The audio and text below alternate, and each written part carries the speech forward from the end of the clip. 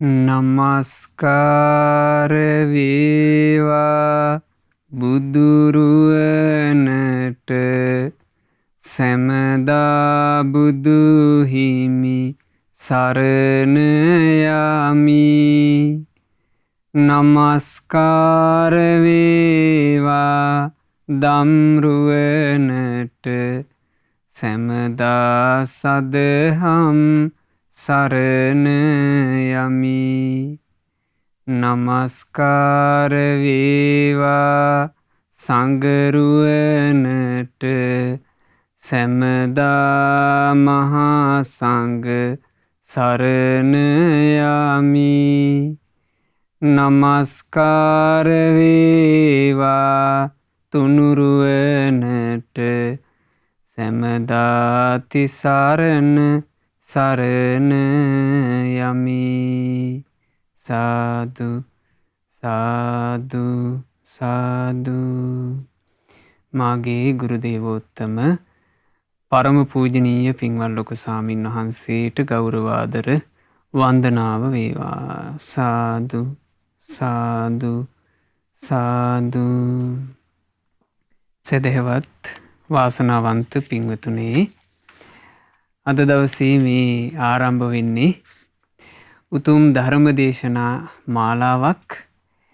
ඒ අමා නිවන් දුටු අරහත් තෙරණීවරු නමින් තේර තේරී ගාථා පොත් වහන්සේගේ අපි මේ දේශනා මාලාවක් විදිහට රහතන් වහන්සේලා වදාළ ගාථා ඒ අමා නිවන් දුටු රහතන් වහන්සේලා නමින් ඉගෙන ගත්තා.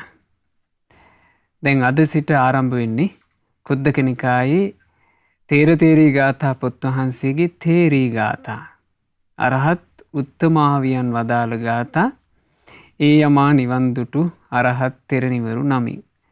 මේ දේශනාව සඳහා ආරම්භක දේශනාවේ විකාශන දායකත්ව දරන්නේ මීට වර්ෂයකට පෙර මිය පරලෝ යන්ට යෙදුණු පින්වත් අනුලා දිසානායක මෑණියන්ට පින් අනුමෝදනා පිණිස පින්වත් පවිත්‍රා ලියනගේ, රන්දිමා ලියනගේ, හිමාලී ලියනගේ යන දියණිවරුන් සහ ඒ බෑනාවරුනුත් මිනිපිරියන් ඇතුළු පවුලේ හැමදෙනා විසිනුයි අද දවසේ දේශනාවට දායකත්වයන් දරන්නේ. සම්බුද්ධ ශාසනයේ අමා නිවනේ සැනසුණු කාන්තාවෝ.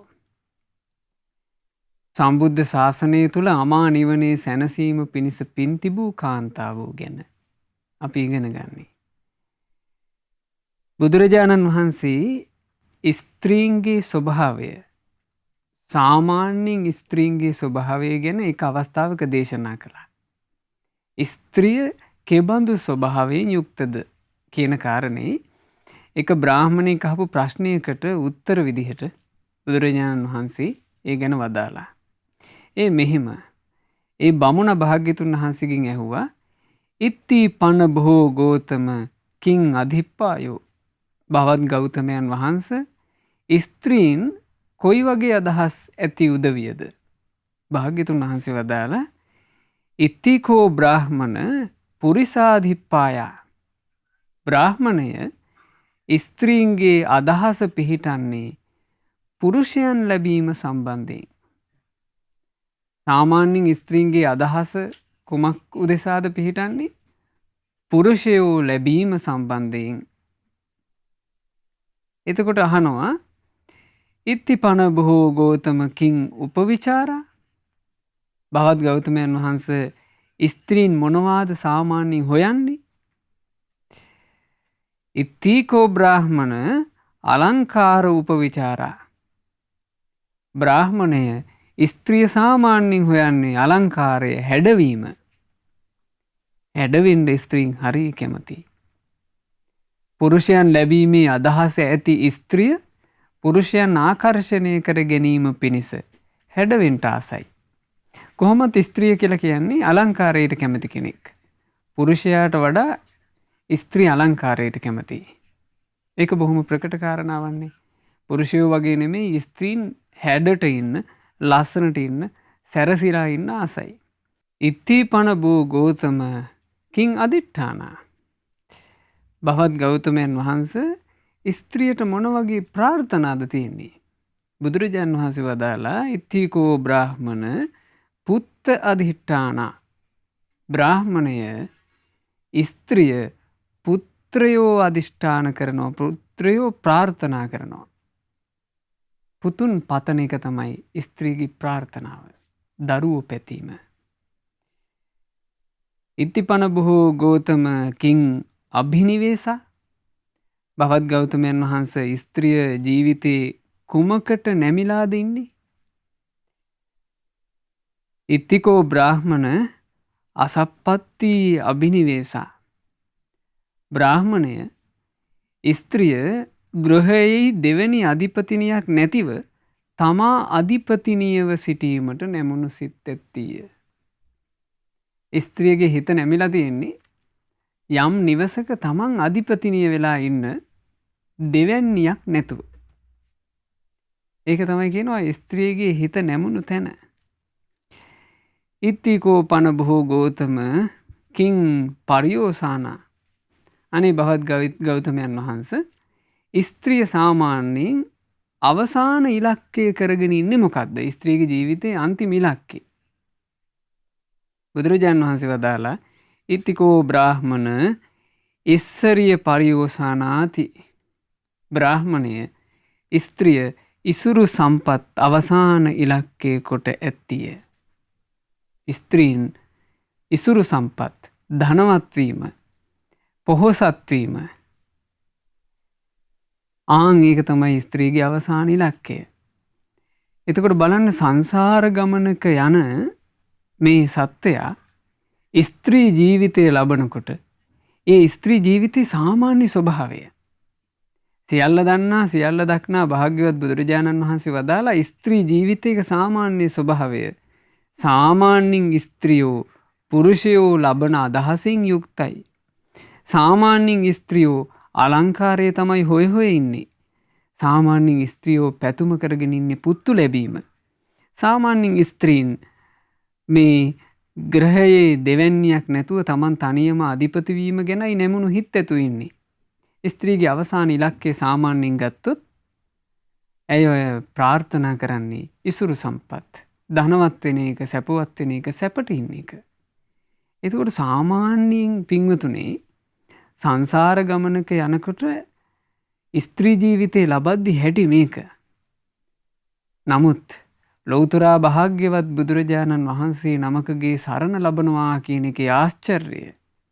එබඳු ස්වභාවයෙන් යුක්ත ස්ත්‍රීනුත් සම්බුද්ධ ශාසනයකට යොමු වෙලා ඒ සම්බුද්ධ ශාසනය තුල පැවිද්ද ලබලා ලෝකෝත්තර දේවල් සොයලා අමා නිවනේ සැනසුණානේ. ආශ්චර්යයක්.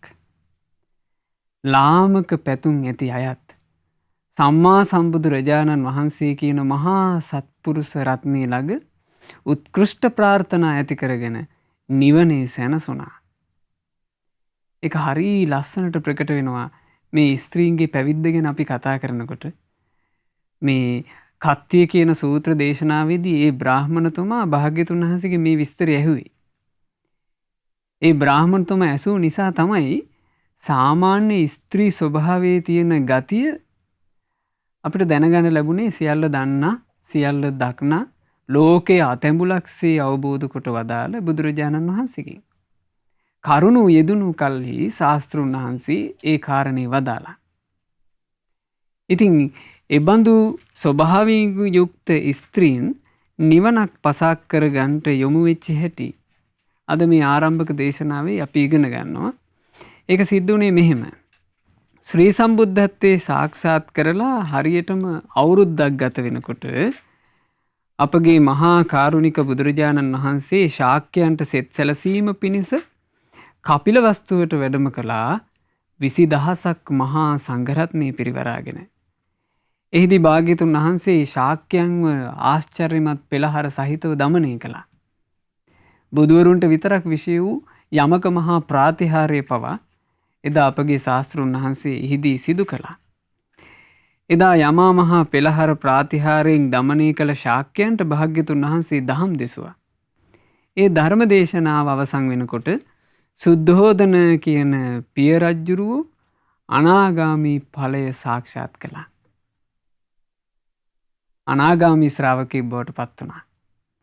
මහා ප්‍රජාපති බිසවුතුමෝ භාග්‍යතුන් වහන්සේ ගිහි කාලේ හදා වඩාගත්ත කිරිපෙවූ මෑණියන් මහා ප්‍රජාපති ගෞතමීතුමිය සෝවාන් ඵලය සාක්ෂාත් කළා.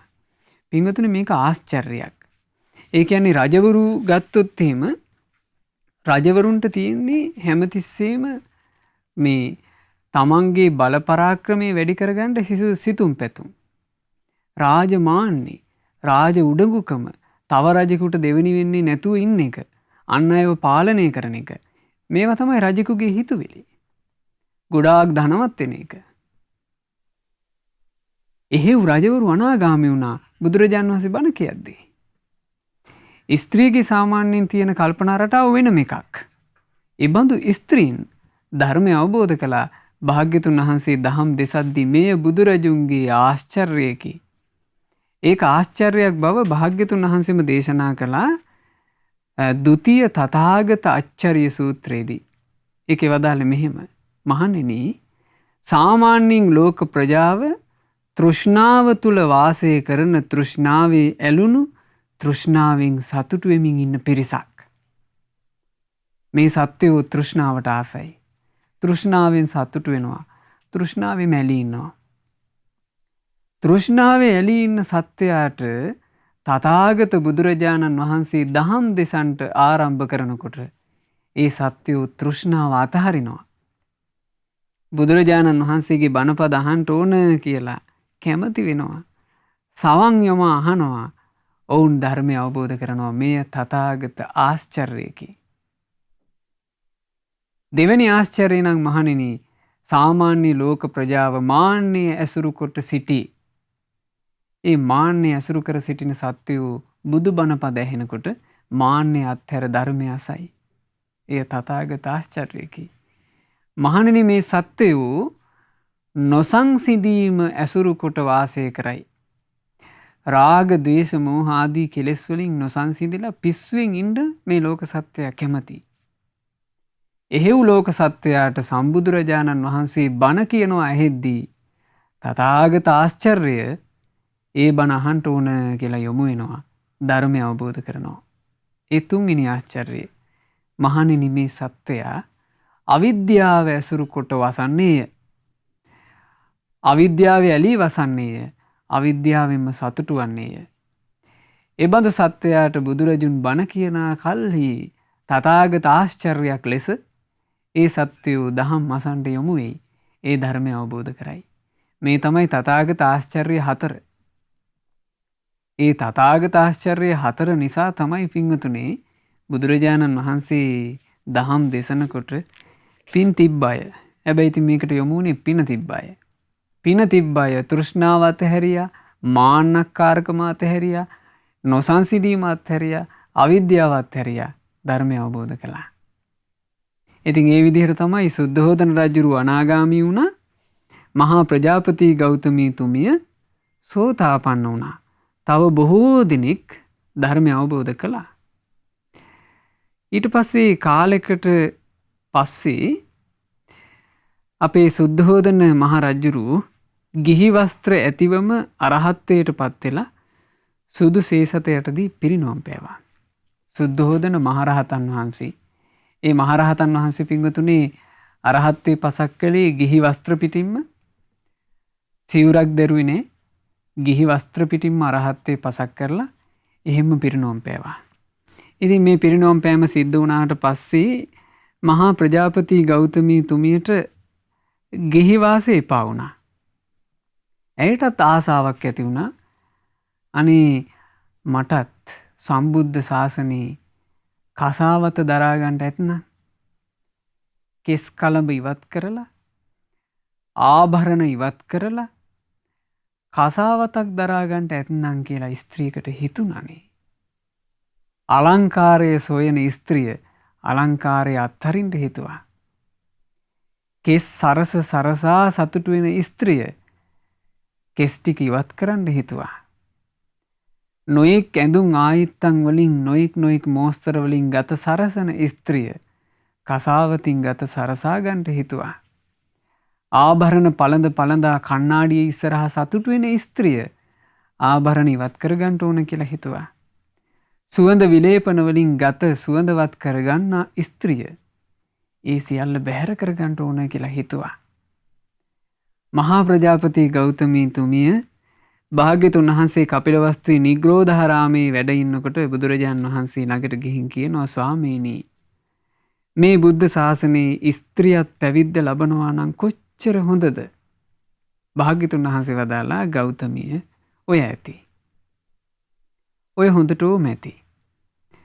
දහම් පද අහලා ධර්මයේ පුරුදු කරගෙන ගිහි ගෙදර හිටපුවම ඇති. ස්ත්‍රියට නම් මේ ශාසනය පැවිදි වෙන්න හිත නොවේවා. බුදුරජාණන් වහන්සේ වදාලා. එතකොට ප්‍රජාපති ගෞතමිය දෙවනි වතාවෙත් කියනවා අනේ ස්වාමීනි ස්ත්‍රියත් ශාසනය පැවිදි වෙනවනම් බුදුරජාණන් වහන්සේ වදාලා ගෞතමිය ස්ත්‍රියට ඔය ඇති. ස්ත්‍රියට ශාසනය පැවිදි වෙන්න හිත නොවේවා. බුදුරජාණන් වහන්සේ තුන් වතාවෙන් මේ ප්‍රතික්ෂේප කළා.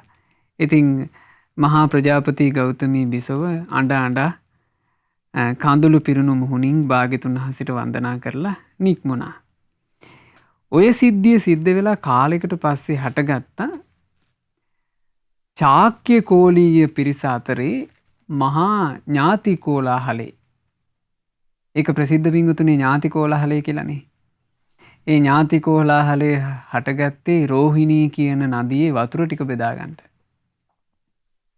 වතුර ටිකක් බෙදා ගන්නට අවසානයේ මහා යුද්ධයකට කරුණු යෙදුණා. චාක්‍ය රජවරු එක පැත්තකින් සේනා සන්නද්ධව පැමිණියා. කෝලීය රජවරු අනිත් පැත්තෙන් සේනා සන්නද්ධව පැමිණුණා. දැන් අවි ආයුධ අරගෙන වතුර ඩිංගිත්තක් වෙනුවෙන් ලේ හලා ගන්න ලැහැත්ති. මහා කාරුණික බුදුරජාණන් වහන්සේ එය දැකලා බුදුරජාණන් වහන්සේ එහි වැඩම කොට එදා ශ්‍රී සද්ධර්මයේ දේශනා කළා. සුත්ත නිපාතේ සඳහන් වෙනවා භාග්‍යතුන් වහන්සේ බොහෝ දේශනා ගණනාවක් අත්දණ්ඩ සූත්‍රය ආදී දේශනා ගණනාවක් එදා වදාලා. ඒ ධර්ම දේශනාව අහනකොට ශාක්‍ය කෝලීය මහා යුද්ධය සංසිඳුණා. බුදුරජාණන් වහන්සේ ගැන ශාක්‍ය කෝලීය දෙපාර්ශ්වයේම තව තවත් පැහැදුනා. ඒ ප්‍රසාදයෙන් භාග්‍යතුන් වහන්සේ සම්මුඛයේ ශාක්‍ය කුමාරවරු 250කුත් කෝලීය කුමාරවරු 250කුත් ග්‍රහ බන්ධන අත්හැරලා දාලා මහණ වුණා. ඒ මහණ වෙනකොට ඒ හැම කුමාරයෙකුටම එක්ක පෙම්වතියක් හිටියා එක්ක බිරිඳක් හිටියා. දැන් ඒ ඈයන්ව අත්හැරලා දාලා මේගොල්ලෝ මහණ වුණාම අර ශාක්‍ය කෝලීය කුමාරිකාවන්ට තමන්ගේ ස්වාමි පුරුෂයන් තමන්ගේ පෙම්වතුන් අහිමි වීම දරා ගන්න බැරුව ගියා. ඈලත් කල්පනා කළා අපිත් එහෙනම් මහණ වෙනවා. අපිත් අපේ පුරුෂයෝ ගියපු පාරේම යනවා. ඈලගේ හිත පැවිද්දට නැමුණා.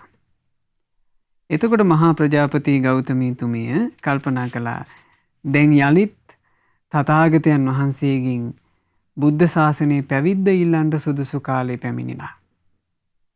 මේ වෙනකොට ශාස්ත්‍රුන් වහන්සේ ශ්‍රී සම්බෝධිය සාක්ෂාත් කරලා වර්ෂ 5ක් ගත වී තිබුණා.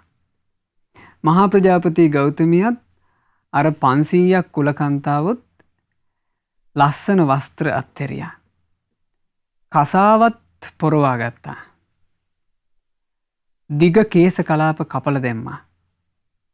මුඩු හිසක් ඇති කරගත්තා. ආභරණ ආයිත්තන් ඔක්කොම ගැලෙව්වා. ගලවලා මේ 500ක් දිනා මහා ප්‍රජාපති ගෞතමිය පෙරටු කරගෙන පැවිදි වෙස් අරගෙන මේ 500ක් දිනා බුදුරජාණන් වහන්සේව හොයාගෙන පාගමනින් පිටත් වුණා කපිලවස්තුවේ ඉඳලා. කපිලවස්තුවේ ඉඳලා බුදුරජාණන් වහන්සේ හොයාගෙන ඒගොල්ලෝ ගියා සැවැන් නුවරට. සෑහෙන දුරක් පින්වතුනි. සෑහෙන දුරක්. දඹදිව වන්දනා කරන්න ගියපු පින්වතුන්ලා දන්නවා මහා දුරක් ගෙවාගෙන යොදුන් ගාණක් ගෙවාගෙන යන්න ඕන. ඉතින් මේ සුකුමාල ස්ත්‍රීන් රාජකන්‍යාවෝ රාජකීය ස්ත්‍රීන් කකුල් පැලෙනකන් පාගමනින් ඇවිද්දා. සැවැන් නුවර ජේතවනාරාමයට එනවා භාග්‍යතුන් වහන්සේ බැහැ දකින්න. අනේ බුදුරජාන් වහන්සේ සවැත් නුවර නෑ. භාග්‍යතුන් වහන්සේ සවැත් නුවරින් වැඩම කරලා විශාලාවට ආපහු හැරුණා. පාගමනින්ම මේ 500ක් දෙනා විශාලා මහනුවරට යනවා. ඉතින් විශාලා මහනුවරට ඈලා පැමිණි දවස බිනර පුර 15ක පුන් පොහෝ දිනය. බිනර පෝය දවසේ තමයි ඈලා විශාලාවට පැමිණුනේ. විශාලාවට පැමිණිලා විශාලාවේ එළියේ කොටසේ ආරාමයට ඇතුළු වෙන්නේ නැතුව වාඩි වෙලා දොරටුවෙන් බැහැර කොටුවේ අඬ ඉන්නවා. ඒ අඬන්නේ ඇයි? පැවිද්ද නොලැබුණු නිසා. 500ක් දෙනා දුක්බර මුහුණින් ඉන්නවා. ප්‍රජාපති ගෞතමී අඬනවා. ආනන්ද තෙරුන් වහන්සේ අපේ බුදුරජාණන් වහන්සේගේ අග්‍ර උපස්ථායක වෙච්චි ආනන්ද තෙරුන් වහන්සේ දකිනවා ප්‍රජාපති ගෞතමී තුමිය හඬමින් ඉන්නවා.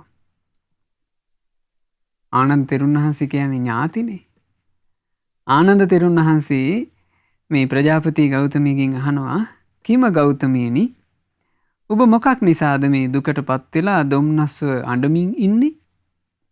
අනේ ස්වාමීනි ආනන්දයන් වහන්සේ භාග්‍යතුන් වහන්සේ මේ බුද්ධ ශාසනයේ අනගාരിക පැවිද්දට අනගාരികාවන්ට අවසර දෙන්නේ නෑනේ. අනගාരികා කියලා කිව්වේ ගිහි ජීවිතය අත්හල තැනැත්තියන්ට. අනගාരിക කියනවා ග්‍රහ ජීවිතයේ අත්හල තැනැත්තන්ට. ගිහි ජීවිතයේ අත්හල තැනැත්තියන්ට කියන්නේ අනගාരികා. ග්‍රහ බන්ධනේ අත්හැරලා බුද්ධ ශාසනයේ පැවිද්දට අනේ ස්ත්‍රීන්ට අවසර දෙන්නේ නැහැ නේ කිව්වා. එතකොට ආනන්ද ස්වාමීන් වහන්සේ කියනවා එසේනම් ගෞතමීනි ඔබ ඔහොම ඉන්න මං බුදුරජාණන් වහන්සේට ආයාචනා කරන්නම්. ස්ත්‍රියට මේ බුද්ධ ශාසනයේ පැවිද්ද ලැබෙන්නේ යම්සේද මං ඒ විදිහට ආයාචනා කරන්නම්. ඉතින් බොහෝම සතුටු වුණා ප්‍රජාපති ගෞතමිය. ආනන්ද ස්වාමීන් වහන්සේ භාග්‍යතුන් වහන්සේ සමීපයට ගිහිල්ලා මේ කාරණේ සැලකරනවා. ස්වාමීනි භාග්‍යතුන් වහන්සේ අනගාരികා පැවිද්දට අවසර නොදෙනසේකැයි කියමින් මහා ප්‍රජාපති ගෞතමිය බොහෝම දුකටපත් වෙලා හඬා දොරටු කොටුවෙන් බැහැරව සිටිනවා ස්වාමීනි. ඈලා බොහෝම දුරක් ගෙවාගෙන ඇවිල්ලා කකුල් ඉදිමිලා ඇතැම් අයගේ කකුල් පැලී ලේ ගලනවා. ස්වාමීනි ඈලා දුකටපත්ව සිටිනවා අනගාരികා පැවිද්ද නොලැබීම ගැන. ස්වාමීනි තථාගතයන් වහන්සේ විසින් වදාරන ලද මේ ධර්ම විනයේ ස්ත්‍රියටත් ගිහිගෙයින් නික්මී ලබන අනගාരികා පැවිද්ද ලැබෙනවා නම් යහපති. භාග්‍යතුන් වහන්සේ වදාළ ආනන්දේනි ඔය ඇති. තථාගතයන් වහන්සේ වදාරන ලද ධර්ම විනයේ ස්ත්‍රියට ගිහිගෙයින් නික්මී ලබන අනගාരിക පැවිද්දට සිත් නොවේවා. ඒ සඳහා වෑයම් කිරීම පිණිස ඔබට රුචි නොවේවා කිව්වා. එතකොට ආනන්ද ස්වාමීන් වහන්සේ 3 වතාවක් දක්වා අහනවා. ඒක පින්වතුනි මේ බුද්ධ ශාසනයේ තිබුණ විශේෂ ක්‍රමයක් 3 වතාවක් දක්වා ඇසීම. සාස්ෘණ වහන්සේ යම් කරුණක් 3 වතාවක් ප්‍රතික්ෂේප කළා කියන්නේ ඒක ප්‍රතික්ෂේප කළාම තමයි. ඉතින් 3 වතාවෙම බුදුරජාන් වහන්සේ කරුණ ප්‍රතික්ෂේප කළා. එතකොට ආනන්ද ස්වාමීන් වහන්සේ කල්පනා කරනවා භාග්‍යතුන් වහන්සේ ස්ත්‍රියට පැවිද්ද ලබා දෙන්නේ යම් අයුරකින්ද ඒ ආකාරයෙන් මං බුදුරජාණන් වහන්සේට ආයාචනා කරන්න ඕන වෙනස් ක්‍රමයකින්. එතකොට ආනන්ද ස්වාමීන් වහන්සේ කියන්නේ නුවණැතිනේ. ආනන්ද ස්වාමීන් වහන්සේ වෙනත්ම ක්‍රමයකට භාග්‍යතුන් වහන්සේට මේ කාරණේ පැවසුවා. ඒ මෙහෙම ස්වාමීනි තථාගතයන් වහන්සේ විසින් දේශනා කරන ලද මේ ධර්ම විනයේ ගිහිගෙයින් නික්මී අනගාരിക පැවිද්ද ලැබුවොත් යම් භික්ෂුණියක් යම් ස්ත්‍රියක් ඇයට සෝවාන් වෙන්න බැරිද? ස්ත්‍රියට සකදාගාමි වෙන්න බැරිද? ස්ත්‍රිය පැවිදි වුණොත් එහෙම අනාගාමි වෙන්න බැරිද? ස්ත්‍රිය පැවිදි වුණොත් රහත් වෙන්න බැරිද කියලා ඇහුවා. ස්ත්‍රියක් මේ බුද්ධ ශාසනයේ පැවිදි වුණොත් එහෙම ඇයට මඟපල් ලබන්න බැරිද කියලා ඇහුවා. නිවන් මඟ වඩන්න. අප ශාස්ත්‍රුන් වහන්සේ වනාහි මහා ධර්ම ගෞරවයකින් යුක්ත ශාස්ත්‍රුන් වහන්සේය. ධර්මයේ ගුරුතන්හි තබාගත් ශාස්ත්‍රුන් වහන්සේය. ධර්මය ධ්වජයකටගෙන වාසය කර ශාස්ත්‍රුන් වහන්සේය. ඒ බුදුරජාණන් වහන්සේ අප්‍රමාණ දහම් ගෞරවයෙන් යුක්තව අපේ ආනන්ද ස්වාමීන් වහන්සේට කියනවා ආනන්දේනි තථාගතයන් වහන්සේ වදාරන ලද මේ ශ්‍රී සද්ධර්මය තුල යම් ස්ත්‍රියක් ගිහිගෙයින් නික්මී අනගාരികව පැවිද්ද ලබන්නේද ඇය සෝවාන්ද වෙයි. ඇය සකදාගාමීද වෙයි. ඇය අනාගාමීද වෙයි. ඇය අරහත් ඵලයද සාක්ෂාත් කරන්නීය. ඉදින් ස්වාමීනි තථාගතයන් වහන්සේ වදාරන ලද ධර්ම විනයේ යම් ස්ත්‍රියක් අනගාരികව පැවිදි වෙනවා නම් ඇයට මාර්ගඵල ලබන්නටත් පුළුවන් නම් අනේ ස්වාමීනි මහා ප්‍රජාපති ගෞතමී භාග්‍යතුන් වහන්සේට බොහෝ උපකාර කළ කෙනෙක්. භාග්‍යතුන් වහන්සේගේ ගිහි කල සුළු මෑණියන්ය. අත්පා වැඩුවාය, පෝෂණය කළාය. භාග්‍යතුන් වහන්සේගේ මව් කලුරිය කළ කල්හි බෝසතාණන් වහන්සේට කිරි පෙව්වේ ඇයයි. ස්වාමීනි තථාගතයන් වහන්සේ අනගාരികා පැවිද්දට අවසර ලබා දෙන සේක්වා. ස්ත්‍රියත් ගිහිගෙයින් නික්මී මේ බුද්ධ ශාසනයේ පැවිදි වේවා කියලා ආනන්ද ස්වාමීන් වහන්සේ වෙනම ක්‍රමයකින් ආයාචනා කළා. එතකොට භාග්‍යතුන් වහන්සේ වදාලා එසේනම් ආනන්දේනි ඔබ ගිහින් මහා ප්‍රජාපති ගෞතමියට මෙන්න මේ අෂ්ට ගරු ධර්ම පවසන්ට. ඇය ඒ අෂ්ට ගරු ධර්ම පිළිගන්නේ නම් එයම ඇයට උපසම්පදාව වේවා. මොනවද අෂ්ට ගරු ධර්ම? උපසම්පදාවෙන් සියවසක් ගෙවූ භික්ෂුණිය විසිනුත් එදිනම උපසම්පදා වූ භික්ෂුවට වන්දනා කිරීම, දැක හුනස්නේ නැගිටීම, ඇදිලි බැඳ වන්දනා කිරීම, යහපත් වත් පිළිවෙත් ඉටු කිරීම කියන මේ සත්කාර ගරු කිරීම, බුහුමන් කිරීම දිවි ඇති තෙක්ම සිද්ධ කරන්න ඕන.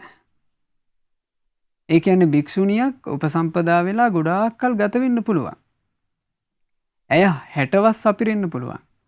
නමුත් ඇයත් එදා පැවිදි වෙලා එදාම උපසම්පදා වෙච්ච භික්ෂුවට වන්දනා කරන්න ඕන. ඒක තමයි පළවෙනි ගරු ධර්මය. භික්ෂුණිය හැම කල්හි භික්ෂුවට ගරු සත්කාර දක්වමින්ම සිටින්න ඕන කියන කාරණේ. පළවෙනි ගරු ධර්මය. දෙවෙනි ගරු ධර්මය භික්ෂුණිය විසින් අවවාද දෙන භික්ෂුවක් නැති ආවාසයේ වස් නොඑළඹිය යුත්තේය. ඒ කාලේ භික්ෂුණීන්ට නිතර භික්ෂූන්ගේ අවවාද ලබා ගන්න ඕන. භික්ෂූන්ගේ අවවාද අනුශාසනා යටතේ තමයි භික්ෂුණිය ඒ පැවිද්ද ගත කරන්නේ.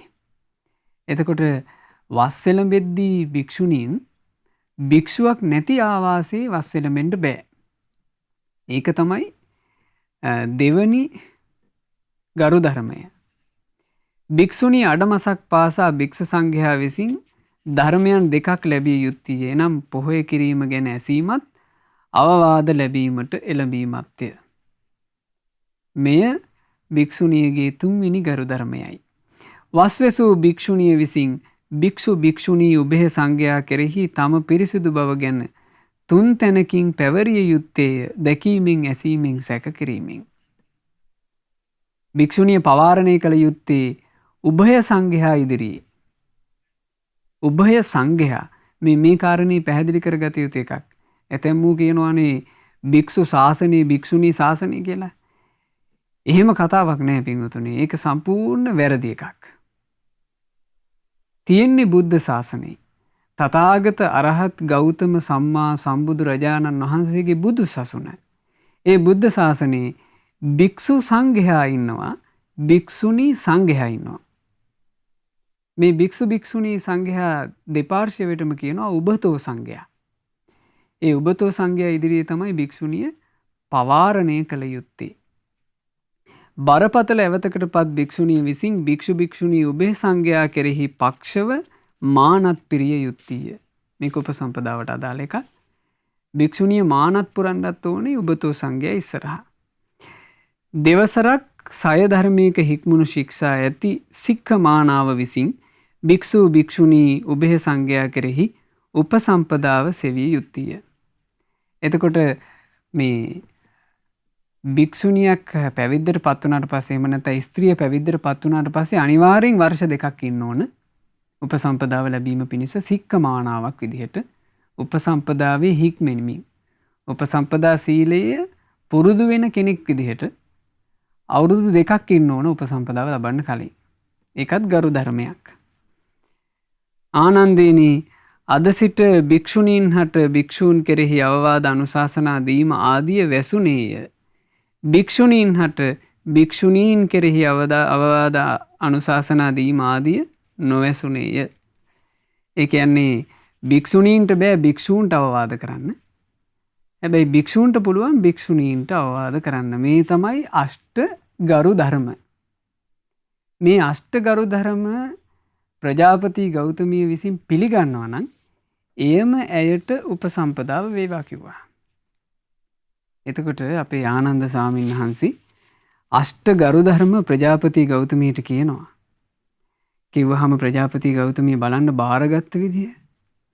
ස්වාමීනි ආනන්දයන් වහන්සේ සැරසෙනු කැමති තරුණ යොවුන් ස්ත්‍රියක් හෝ පුරුෂයෙක් හෝ හිස සෝදා ස්නානය කොට මහනෙල් මල් මාලාවක් හෝ දෑසමන් මල් මාලාවක් හෝ අලුත් මල් මාලාවක් හෝ දෝතිම්ම පිළිගෙන උත්තමාගේ වූ සිරස මත තබන්නේ යන්සේද?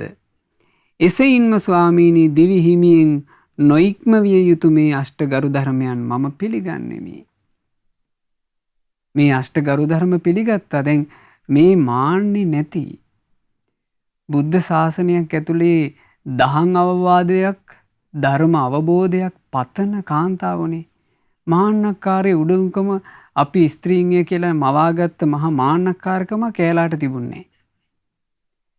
නැත්තම් කල්පනා කරනවානේ මේකේ තියෙන්නේ පුරුෂාධිපත්‍යයක්. ඇයි කාන්තාවන්ට නිකන් දෙවනි තැනක්? ඇයි පුරුෂයාටම මුල් තැන දෙන්නේ? මේ ආදී මහා උඩඟු මාන්නක්කාර හිතුවිලි හිතුවා නම් එදා එයාලාට පැවිද්ද උපසම්පදාවද නැත. ඊටාම නිර්හංකාරව අපේ මහා ප්‍රජාපති ගෞතමී උත්තමාවිය ඒ අෂ්ට ගරු ධර්ම පිළිගත්තා. අනිත් 500ක් දෙනාත් සාදුකාර දීලා අෂ්ට ගරු ධර්ම පිළිගත්තා. ඉතින් ඔය සිදුවීම සිද්ධ වුණේ පින්වතුනේ බිනර පුන් පොහෝ දිනයේ. බිනර පුන් පොහෝ දිනය විශේෂයෙන් භික්ෂුණීන්ට පැවිද්ද ලැබිච්ච දිනේ, ස්ත්‍රියට පැවිද්ද ලැබිච්ච දිනේ විදිහට විශේෂයෙන් සදහැවතුන්ලා සිහිපත් කරන්නේ නිසා බිනර පුන් පොහෝ දිනය. ඉතින් ආනන්ද ස්වාමීන් වහන්සේ භාග්‍යතුන් වහන්සේ සම්මුඛයට පැමිණිලා මේ කාරණේ කියනවා ස්වාමීනි ප්‍රජාපති ගෞතමිය පිළිගත්තා. ඒ බොහෝම සතුටින් පිළිගත්තා. භාග්‍යතුන් වහන්සේ වදාලා ආනන්දේනි තථාගතයන් වහන්සේගේ මේ ධර්ම විනයේ ස්ත්‍රිය පැවිද්ද නොලැබුවා නම් මේ සම්බුදු සසුනට බොහෝ ආයුෂ පවතින්නේය. 10 වසරක්ම සද්ධර්මයේ පිහිටන්නේය. අවුරුදු 1000ක්ම. එහෙත් ආනන්දේනි දැන් මෙහි ස්ත්‍රිය බුදු සසුනේ පැවිද්ද ලැබූ නිසා දැන් සසුන බොහෝ කල නොපවතින්නේය. ආනන්දේනි දැන් සද්ධර්මයේ 500 වසරක්ම පවතින්නේය. එය මෙබඳු දෙයකි. බොහෝ ස්ත්‍රීන් නැති අල්ප පුරුෂයන් නැති යම් පවුල් වෙත්නම් ස්ත්‍රීන් ගොඩාක් ඉන්න පුරුෂයෝ අඩු පවුල් තියෙනවා නම් ඒ පවුල් වලට හරි ඉක්මනට හොරු පයින්නවා කියනවා. කාන්තාව ගොඩාක් ඉන්න ගෙවල් වලට රාත්‍රී කාලේ හොරු පයින්නවා කියනවා. හොරුන්ට බය නැහැ. මොකද පිරිමියෙක් නැහැ කියලා දන්නවා. හොරු පැනලා ඉක්මනින් අර ගෙදර තියෙන ඒවා කොල්ල කාගෙන යනවා. ආන් ඒ වගේ තමයි කියනවා මේ බුද්ධ ශාසනය තුල ස්ත්‍රිය පැවිද්ද ලැබීම නිසා සම්බුද්ධ ශාසනයේ ආයුෂය අඩු වුණා, කෙටි වුණා. සාරවත් හැල්වි කුඹරක සේතට්ටික නම් රෝගේ ඇති වේද එවිටේ සාරවත් කුඹර බොහෝ කල නොපවතින්නේ යම්සේද. සේතට්ටික කියලා කියන්නේ පින්වතුනි මේ වී ඇට බොල් වෙන රෝගයක්. ඒ වී ඇටේ බොල් වෙන රෝගය આવොත් එහෙම අර කුඹුරේ සාරවත් ගොයම නිස්සාර වෙලා යනවා. සරු ඇස්වෙනු ලොකුවට ලබන්න බැරුව යනවා. ඒ වගේ කියනවා භික්ෂුණිය පැවිද්ද ලැබීම. සාරවත් උක්ඛ්‍යායක උග්ගස් ඇතුළු රතු වෙන මංජෙට්ටිකා නම් උක්‍රෝගයක් වැළඳෙයිද. උක්ඛ්‍යායකට වැළඳිලා තියෙනවා ඒ කාලේ මංජෙට්ටිකා කියලා උක්‍රෝගයක්. ඒ ලෙඩේ වැළඳුනොත් අර උක්කස් වෙන්න සම්පූර්ණයෙන් අඩාල වෙලා යනවා. අන්න ඒ වගේ මේ ස්ත්‍රිය විසින් බුද්ධ ශාසනයේ පැවිද්දට පත් වුණාද ඒ සසුන බොහෝ කල නොපවතින්නේය. ආනන්දේනී යම්සේ පුරුෂයෙක් මහත්විලක දිය නොබැස යනු පිණිස වේලාසනින්ම නියර බඳින්නේ යම්සේද එසෙයින්ම මා විසින් වේලාසනින්ම භික්ෂුණීන් හට දිවිහිමියෙන් නොයික්වමනු පිණිස අෂ්ට ගරු ධර්මයෝ පනවන ලද්දාහුය. බුදුරජාණන් වහන්සේ වදාළ හැබැයි ආනන්දේනි තථාගතයන් වහන්සේ එයට පිළියම් ලෙස අෂ්ට ගරු ධර්ම පැනවීම සිද්ධ කළා මේ භික්ෂුණීන්ට. ඉතින් මේ කාරණේ අපි හරියට තෝරාගත යුතු තැනක්. නැත්තම් මේක බොහෝ දෙනෙක් වරද්දා ගන්න තැනක්. දැන් මේ ස්ත්‍රියගේ පැවිද්දත් එක්ක බුද්ධ ශාසනයේ ආයුෂ පිරිහුණා කියන කාරණේ. මේ කාරණේ හරි ලස්සනට තේරුවා අපේ නාගසේන මහරහතන් වහන්සේ. මිලිඳු රජුරුව නාගසේන මහරහතන් වහන්සේගෙන් අහනවා මේ කාරණේ. ස්වාමීනි භාග්‍යතුන් වහන්සේ එක තැනක වදාරනවා දැන් බුදු සසුන පවතින්නේ 500 වසරක්ම පමණී කියා. ස්වාමීනි නැවත භාග්‍යතුන් වහන්සේ පිරිනිවන් මංචකයේදී වදාලා සුභද්‍රේනි මේ භික්ෂූහු යහපත් ලෙස වාසය කරත්නම් ලෝකේ රහතුන්ගෙන් හිස් නොවන්නේය කියලා. ස්වාමීනි නාගසේනයන් වහන්සේ තථාගතයන් වහන්සේ සද්ධර්මයේ 500 වසරක්ම පවතින්නේය කියා යම් වචනයක් පැවසුවාද එය නිවැරදි නම් මනා පිළිවෙතේ භික්ෂුන් වාසය කළොත් ලොව රහතුන්ගෙන් හිස් නොවන්නේය කියලා පැවසූ වචනය බොරුවක් වෙන්න ඕන. ඒ වචනේ සත්‍යයක් නම් මේ බුදු සසුන පවතින්නේ අවුරුදු 500ක්ම පමණයි කියලා වදාළ කාරණේ මේ බොරු වෙන්න ඕන. ස්වාමීනි දැන් ඔබ වහන්සේ සමීපයට ඔබතෝ කෝටිකයක් පැමිණිලා තියෙනවා. ස්වාමීනි මේක තෝරන්න කිව්වා. එතකොට අපේ නාගසේන මහරහතන් වහන්සේ මෙහෙම වදාලා මහරජාණෙනි භාග්‍යතුන් වහන්සේ විසින් මේ බුදු සසුන 500 වසරක්ම පවතින්නේ යන වචනයක් වදාළ සේක්ද එය වදාළ කරුණක්මයි. එමෙන්ම සුභද්‍රීනි මේ භික්ෂූහු යහපත් ලෙස වාසය කරත්නම් ලෝකේ රහතුන්ගෙන් හිස් නොවන්නේය කියා වචනයක් භාග්‍යතුන් වහන්සේ වදාළ සේක්ද එයද වදාරන ලද්දක්මයි. මහරජාණෙනි භාග්‍යතුන් වහන්සේගේ ඔය වචනයන් අර්ථ වශයෙන්ුත් නානත්වයක් ඇත්තේය. අර්ථ විදිහටත් ඕක දෙකක්. ප්‍රකාශ වශයෙන්ුත් නානත්වයක් ඇත්තේය. මේ ශාසන සීමාවය මේ ප්‍රතිපත්තිය උද්දීපනය කිරීමය යන මේ කරුණ එකින් එකට දුර වෙයි. සසුන් සීමාව කියලා කියන්නේ වෙනම එකක්. ප්‍රතිපත්තිය උද්දීපනය කරනවා කියන්නේ වෙනම එකක් කිව්වා. මහරජාණෙනි යම්සේ අහස පොළොවෙන් දුර වූයේ වෙයිද නිරය ස්වර්ගයෙන් දුර වූයේ වෙයිද කුසලය අකුසලයෙන් දුර වූයේ වෙයිද සැප දුකින් දුර වූයේ වෙයිද එසේහින්ම මහරජාණෙනි ඔය කාරණා දෙක බොහෝ දුර තිබේ. ඔය කාරණා දෙක එකට පටලවාගෙන වාද කළාට ඒ දෙක ගොඩාක් ඈත තියෙන්නේ. එක කාරණයකින් වදාළේ ශාසන සීමාව. අනිත් කාරණෙන් වදාළේ ප්‍රතිපත්තිය. මහරජාණෙනි ඔබේ මේ ප්‍රශ්න ඇසීමේ වුණාට හිස් එකක් නොවේවා. මං දැන් ඔබට මේ කාරණේ මේ විදිහට පහදලා දෙන්නම්. මහරජාණෙනි ශාස්ත්‍රූන් වහන්සේ භික්ෂුණීන්ගේ පැවිද්ද ලබන මොහොතේ වදාළනේ සද්ධර්මය වසර 1000ක් පැවතුණා. නමුත් මේ ස්ත්‍රියගේ පැවිද්දත් එක්ක ශාසනයේ වර්ෂ 500කට පිරිහුණා කියලා. භාග්‍යතුන් වහන්සේ මේ වදාරන ලද්දේ සද්ධර්මයේ අන්තර්ධානය හෝ පවසන සේක්ද ධර්ම අවබෝධ කළ හැකි කාලය ප්‍රතික්ෂේප කළ සේක්ද. මේක වදාරපුවම මේ බුද්ධ ශාසනයේ සද්ධර්මයේ අන්තර්ධානය ගැනද මේ කිව්වේ.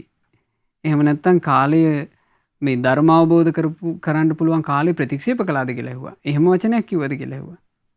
ආනන්දේදී එතනින් එහාට නම් ධර්ම අවබෝධ කරන්න බෑ කියලා එකක් කිව්වද කියලා ඇහුවා. එතකොට මිලිඳු රජුරෝ කියනවා නෑ ස්වාමීනි. මහරජාණෙනි ධර්මය අවබෝධ කළ හැකි කාලය නැසී යාමත් ඉතිරි ශාසනයේ පිහිටන කාලයේ පිරිසිඳ වැදෑරීමත් මෙහි කොට ඇත්තේය. මහරජාණෙනි රැසුණු සම්පත් ඇති පුරුෂයෙක් ඉතිරි වූ සියලු භාණ්ඩ මහජනයාට පෙන්වා මෙපමණ බඩු නැසී ගියේය මෙපමණ ඉතිරි වී ඇත්තේ යයි පවසන්නේ යන්සේද.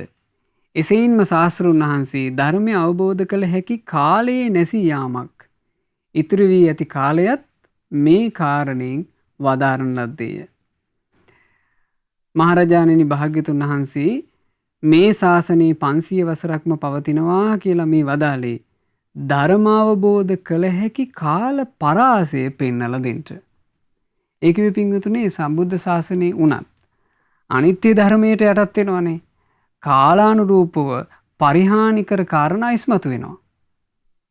එතකොට ධර්ම අවබෝධ කරන්න පුළුවන් කාල සීමාවේ අවහිරතා හට ගන්නවා. ඒ ගැන තමයි බුදුරජාණන් වහන්සේ මේ වදාළේ. නමුත් සුභද්‍ර කියන පරිබ්‍රාජකයාට භාග්‍යතුන් වහන්සේ පෙන්වලා දුන්නේ ප්‍රතිපත්තිය.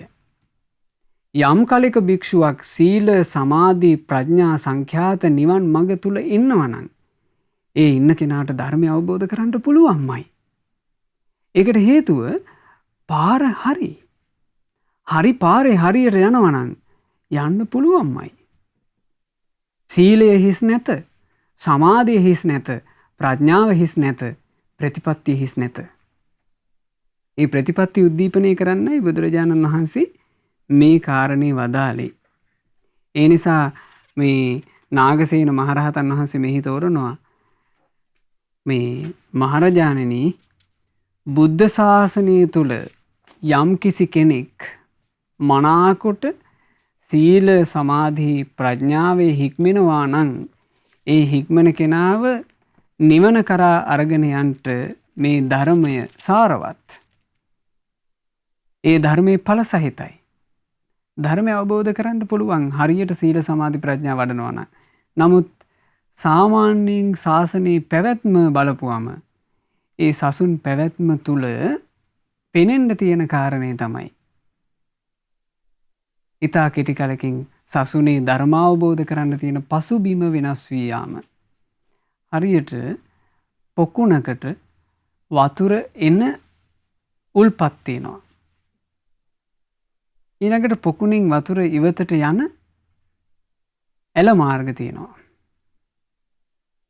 යම් කලෙක පොකුණට වතුර එන උල්පත් ටික හිඳලා ගියොත් එහෙම එළ මාර්ගයෙන් වතුර ගමන් කරලා අර පොකුණ හිඳෙනවා. ඒ පොකුණ හිඳුනට පස්සේ ඒ පොකුණෙන් යලි ඵල ප්‍රයෝජන නැහැ. ආන් ඒ වගේ යම් කාල සීමාවක් තියෙනවා. උල්පත තියෙන කාල සීමාවක්.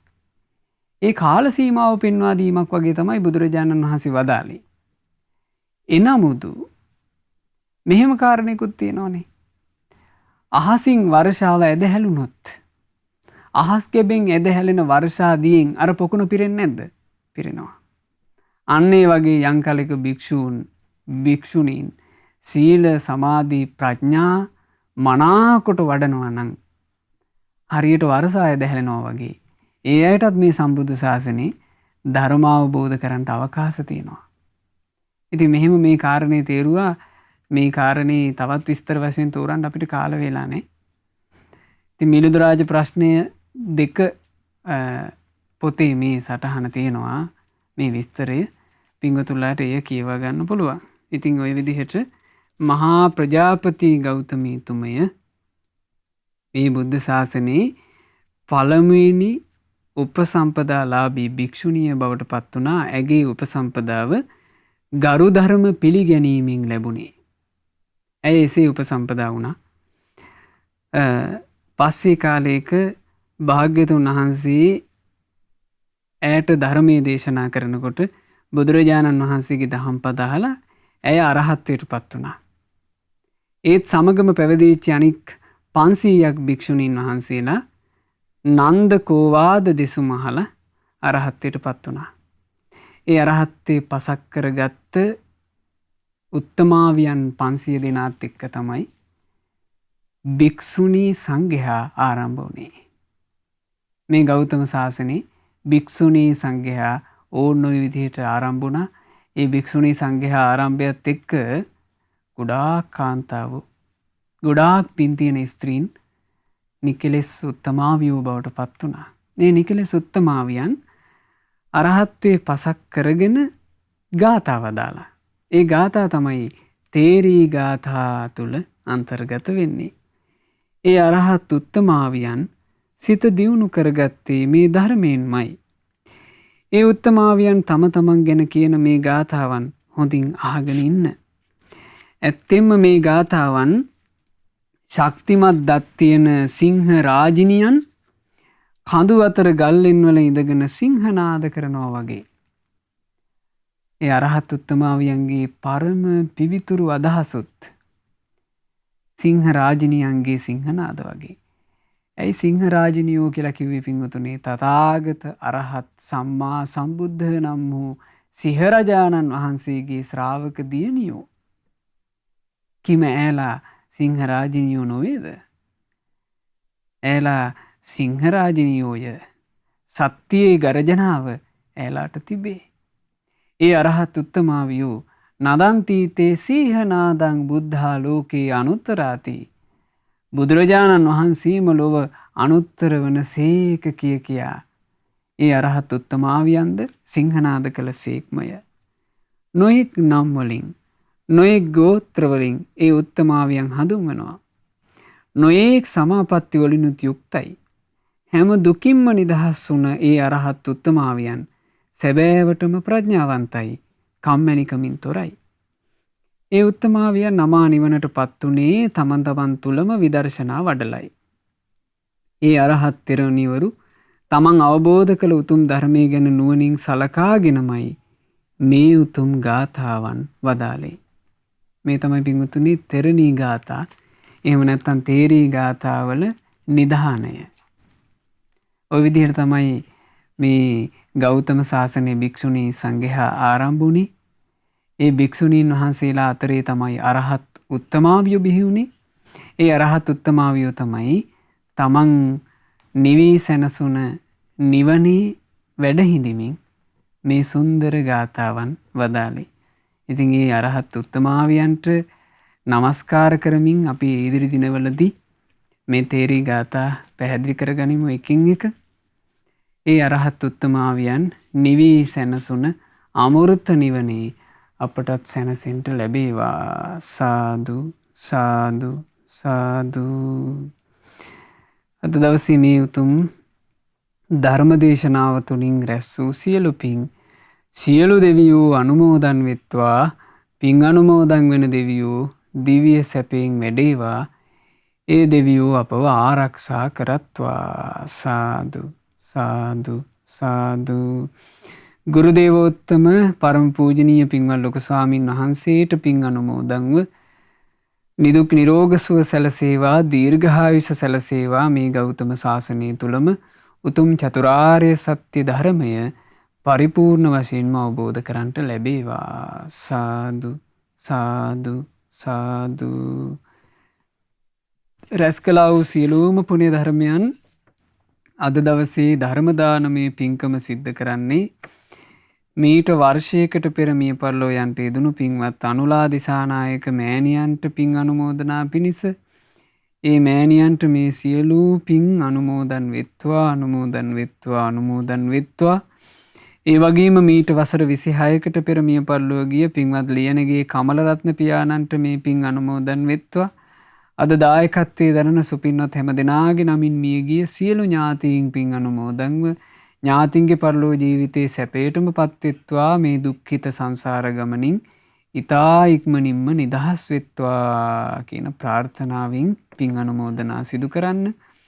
අද මේ දේශනාවට දායකත්වයෙන් දරනු ලබන පින්වත් පවිත්‍රා ලියනගේ, රාන්දිමා ලියනගේ, හිමාලී ලියනගේ යන ඒ දියණීවරුන්ටත් බෑනාවරුන්ටත් මිනිපිරියන් ඇතුළු පවුලේ හැම දෙනාට මේ සියලු පින්පෙත් අනුමෝදන්ව සියලු දෙනාට නිදුක් නිරෝග සුව සැලසේවා, දීර්ඝායුෂ සම්පatti සැලසේවා. පින්වතුල්ලා කරන රැකී රක්ෂා ආදිය ඒ දරුමුණුපුරන්ගේ අධ්‍යාපන කටයුතු ආදිය ਸਰව ප්‍රකාරයෙන් සාර්ථක වෙත්වා. සුවසේ පින්පුරා ගන්නට, සුවසේ දහම්මග දියුණු කර ගන්නට අවකාශ සැලසෙත්වා. සුපින්වත් ඔබ සෑම සියලු දෙනාට, ශ්‍රද්ධා රූපවාහිනී කාර්ය මණ්ඩලයේ සියලු දෙනාට, ඒ වගේම ශ්‍රද්ධා මාසික ධර්ම දාන සමාජික පින්වත් හැම දෙනාට පින් අනුමෝදන්ව සියලු දෙනා හට ගෞතම සාසනයේ ධර්ම අවබෝධ කරන්නට ලැබේවා. හැම දිනාටම තිරුවන් සරණයි. නමෝ බුද්ධාය. මෙවැනි වටිනා ධර්ම දේශනා ශ්‍රවණය කිරීමට ශ්‍රද්ධා ඩේලි YouTube චැනලය සබස්ක්‍රයිබ් කරන්න.